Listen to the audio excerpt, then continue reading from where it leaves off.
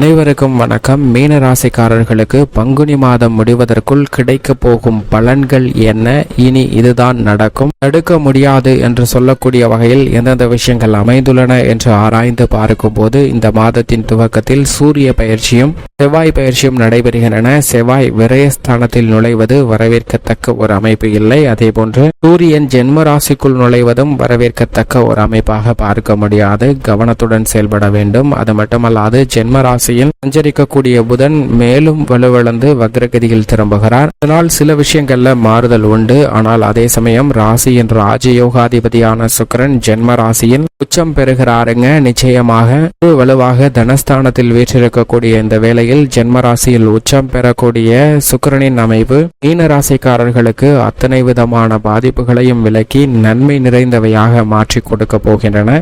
பங்குனி மாதத்தில் கிரகநிலைகளின் அமைப்பை ஆராய்ந்து பார்க்கும் போது நீ இதுதான் நடக்கும், தடுக்க முடியாது என்று சொல்லக்கூடிய வகையில் பல்வேறு பலன்களை கிடைக்கக்கூடிய அமைப்பை சாதகமாகவும் சில சமயம் துரதிருஷ்டவசமாக சாதகமற்ற ஒரு சூழ்நிலையாகவும் அமைந்துள்ளன என்பதை தெளிவாக உறுதிப்படுத்துகின்றன. ஏனென்றால் இந்த தருணத்தில் மிகவும் வலிமை வாய்ந்த முழு சுபகிரகமான குரு தனது நட்பு கிரகமாக இருக்கக்கூடிய செவ்வாயின் ஆட்சி வீட்டில் அமர்ந்திருக்கிறார். இந்த மாதத்திற்கு பிறகு மேசராசியிலிருந்து ரிஷபராசிக்குள் நுழைய போகிறார். ஆனால் இந்த மாதம் முழுவதுமே மிகவும் வலுவாக தனது நட்பு கிரகமான செவ்வாயின் ஆட்சி வீடான மேசராசியில் வலுவாக சஞ்சரிக்கக்கூடிய குருவின் அமைப்பு காரணமாக நல்ல பலன்கள் நிறைந்து கிடைப்பதற்கான வாய்ப்பு நிச்சயமாக உருவாகிறது. ஏனென்றால் அவர் முழு சுபகிரகமாக இருக்கிறார். அவருடைய சஞ்சார காலகட்டத்தை நிறைவு செய்து வீரியம் பெறக்கூடிய இந்த தருணம் என்பது குடும்ப ரீதியாக எதிர்பார்க்கக்கூடிய பல மாற்றங்களை ஏற்படுத்தி கொடுக்கக்கூடிய ஒரு சிறந்த அமைப்பாக பார்க்கப்படுகிறது. ஏனென்றால் மிகவும் வலுவாக அவருடைய சுப பார்வை பல்வேறு இடங்களை வலுப்படுத்துகிறது. எனவே இந்த தருணம் குருவினுடைய அமைப்பு காரணமாக எதிர்பாராத நல்ல பலன்கள் நிச்சயமாக உண்டு என்பதில் சந்தேகமே வேண்டாம். இது மட்டுமல்லாது இந்த தருணத்தில் மிக வலுவாக சனி ஆட்சி பலம் பெற்று சஞ்சரிக்கிறார். நீதி தவறாத நடுநிலை கிரகமாக செயல்படக்கூடிய சனி மிகவும் வலுவாக தனது சொந்த ராசியான கும்ப ராசியில் ஆட்சி பலம் பெற்று சஞ்சரிப்பது நிச்சயமாக பல்வேறு வகையில் ஏற்படக்கூடிய சிரமங்களை விளக்கக்கூடிய ஒரு அமைப்பாக பார்க்கப்படுகிறது. இதன் காரணமாக எதிர்பாராத தொழில் மற்றும் வியாபார ரீதியான பணிகள்ல எதிர்பார்க்கக்கூடிய நல்ல போக்கானது தென்படுங்க. முன்னேற்றத்திற்கான பல வழிகை உருவாகக்கூடிய ஒரு சிறந்த தருணமாக அமைகிறது என்பதை தெளிவாகவும் உறுதிப்படுத்துகிறார். பூமிக்காரகன் மங்களக்காரகன் என்று சொல்லக்கூடிய செவ்வாயும் பங்குனி மாதத்தின் துவக்கத்தில் இருந்தே சனியுடன் இணைந்து சஞ்சரிக்க போகிறார். பொதுவாக கோல்சார விதியின் அடிப்படையில் சாதகமற்ற ஒரு அமைப்பாக பார்க்கப்பட்டாலும் கூட இந்த இணைவின் காரணமாக எதிர்பாராத சில நல்ல விளைவுகளும் நிச்சயமாக உண்டு என்பதை மங்களக்காரகனான செவ்வாய் உறுதிப்படுத்துகிறார். ஏனென்றால் மாதத்தின் முற்பகுதியில சுக்கிரனோடு இணைந்து சஞ்சரிக்க போகிறார். பிற்பகுதியில் சனி மற்றும் செவ்வாயின் கூட்டணியானது ஏற்படுகிறது. ஆனால் முற்பகுதியில நல்ல முன்னேற்ற வாய்ப்புகள் சுக்கிரமங்கள யோகம் உட்பட பல்வேறு விதமான நன்மைகள் நிறைந்து கிடைப்பதற்கான வாய்ப்பு உண்டு. மாதத்தின் பிற்பகுதியில சுக்கிர பயிற்சிக்கு அடுத்து சற்று கவனம் தேவை. ஆனால் சுக்கிரன் மிக வலுவாக உச்சம் பெற்று தனது உச்ச ராசியான மீன ராசியில் வலுவாக சஞ்சரிக்க போகிறாருங்க. எனவே பங்குனி மாதத்தின் பிற்பகுதி மிகவும் சிறப்பான ஒன்றாக பார்க்கப்படுகிறது. சனி செவ்வாய் இணைவு இருந்தாலும் கூட நவகிரகங்களிலே சுகாதிபதியாக இருக்கக்கூடிய சுக்கிரன் உச்சம் பெறுவதால் பல்வேறு வகையான அதிரடியான மாற்றம் பங்குனி மாதத்தின் பிற்பகுதியில் ஏப்ரல் மாதத்தின் முற்பகுதியில் நிறைந்து கிடைக்கக்கூடிய யோகம் உண்டு என்பதை தெளிவாக உறுதிப்படுத்துகிறார். ஏனென்றால் சுக்கிரன் அங்கு மிகவும் வலுவாக சூரியனுடன் இணைந்து சஞ்சரிக்க போகிறார். புதன் மற்றும் ராகுவுடனும் இணைந்து சஞ்சரிக்க போகிறாருங்க.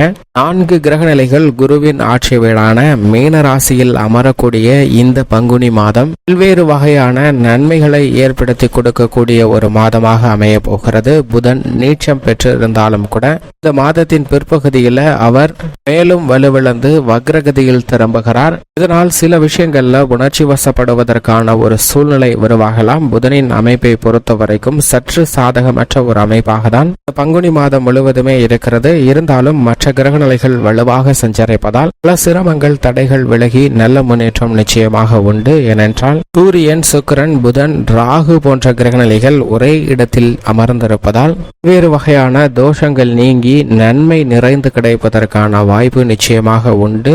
எண்ணம் போல்தான் வாழ்க்கை என்று சொல்லக்கூடிய வகையில் இந்த தருணத்தில் நீங்கள் என்ன எண்ணுகிறீர்களோ அவைதான் நடப்பதற்கான யோகத்தை 4 கிரகநிலைகளின் கூட்டணியும் 2 கிரகநிலைகளின் கூட்டணியும் உறுதிப்படுத்த போகின்றன.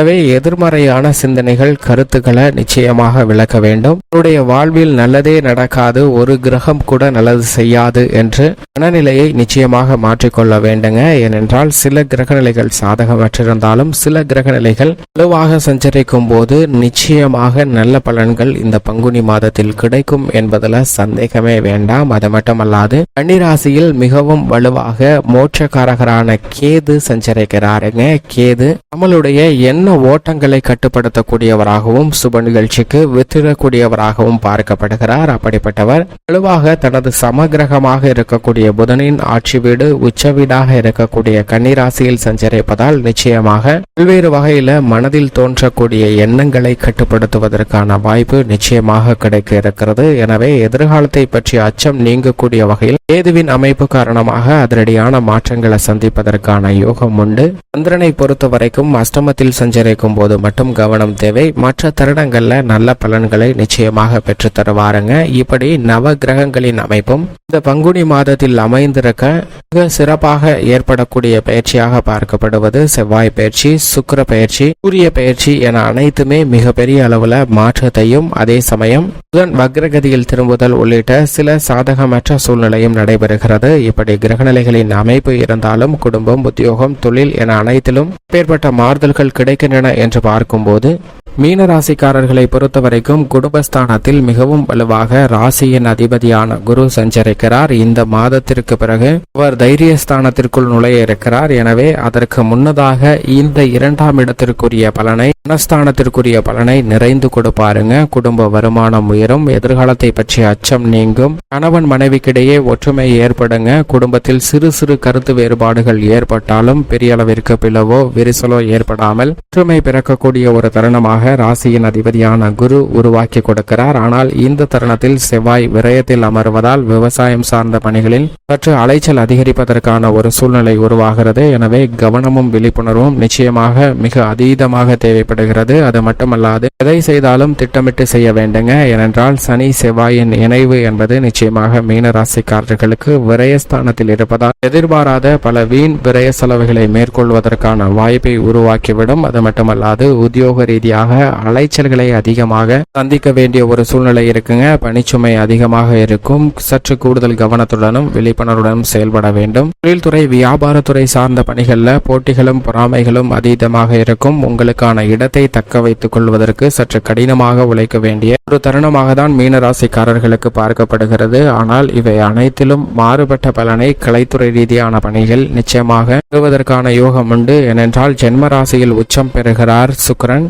இந்த தருணத்தில் கலைத்துறை ரீதியான பணிகளில் புதிய அடுக்கடுக்கான வாய்ப்புகள் நிறைந்து கிடைக்கும். அரசியல் சார்ந்த பணிகளும் மிக சிறப்பாக அமையும். திட்டமிட்ட பணிகளை சிறப்பாக கையாளக்கூடிய யோகம் நிறைந்து கிடைக்கக்கூடிய ஒரு தருணமாக பார்க்கப்படுகிறது. ஜென்ம ராசியில் சஞ்சரிக்கக்கூடிய ராகு, புதன், சூரியன் போன்ற கிரகநிலைகளால் ஏற்படக்கூடிய பாதிப்புகளையும் நிச்சயமாக விலக்கி விடுவாருங்க சுக்கிரன். எனவே இந்த தருணத்தில் சில நன்மைகளையும் எதிர்பார்க்கலாம். அதிலும் குறிப்பாக கல்வியில் மிக சிறந்த மதிப்பெண்ணுடன் தேர்ச்சி பெறுவதற்கான யோகமும் பெண்மணிகளை பொறுத்தவரைக்கும் திட்டமிட்ட அனைத்து பணிகளையும் சிறப்பாக செய்யலாம். ஏனென்றால் உச்சம் பெற்று சுக்கிரனும் மனஸ்தானத்தில் ராசியின் அதிபதியான குருவும் இருப்பது பெண்மணிகளுக்கு இரட்டிப்பு யோகம் நிறைந்த ஒரு தருணமாக இந்த பங்குனி மாதம் அமைகிறது என்பதை தெளிவாக உறுதிப்படுத்துகின்றன. எனவே மீனராசிக்காரர்கள் தங்களுடைய வாழ்வில் சந்திக்கக்கூடிய அனைத்து விதமான சிரமங்களும் விலகி முன்னேற்றத்தை இனிமையாக பெறக்கூடிய தருணமாக அமைய போகிறது என்பதில் சந்தேகமே இல்லை. மேலும் சாதகமாக மாற்றிக்கொள்ள நிச்சயமாக மீனராசிக்காரர்கள் இந்த பங்குனி மாதத்தில் தங்களால் இயன்றவரை அன்னதான உதவி செய்யுங்கள். அப்படி செய்வதால் நீங்கள் சந்திக்கக்கூடிய பல சிரமங்கள் விலகி உங்களுடைய வாழ்வில் மகிழ்ச்சியும் சுவிச்சமும் பெறுவதற்கான யோகம் நிச்சயமாக உண்டு என்பதில் சந்தேகமே இல்லை.